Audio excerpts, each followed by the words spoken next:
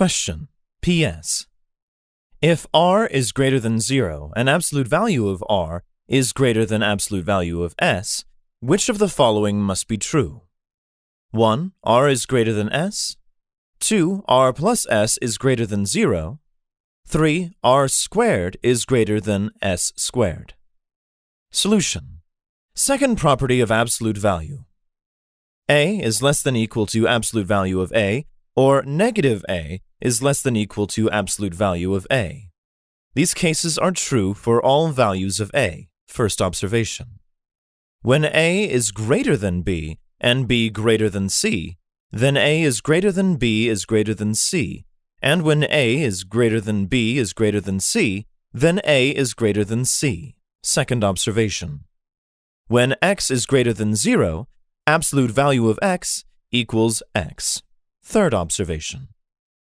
We have to find which options that are true if r is greater than 0, and absolute value of r is greater than absolute value of s.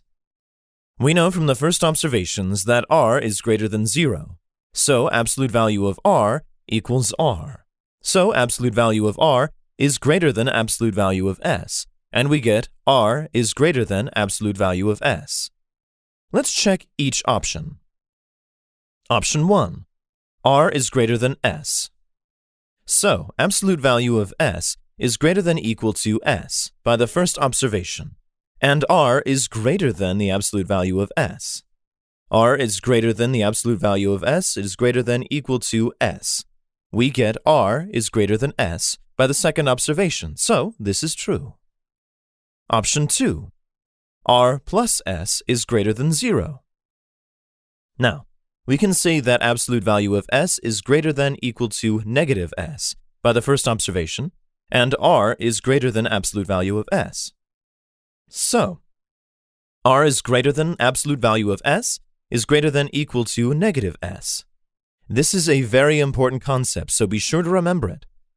We, by the second observation, get r is greater than negative s, which can be written as r plus s is greater than 0. So r plus s is greater than 0 is also true. Option 3. R squared is greater than s squared. Now r is greater than absolute value of s, and we also know that we can square an inequality if both sides are positive. So, squared is greater than square of absolute value of s, which is equal to s squared.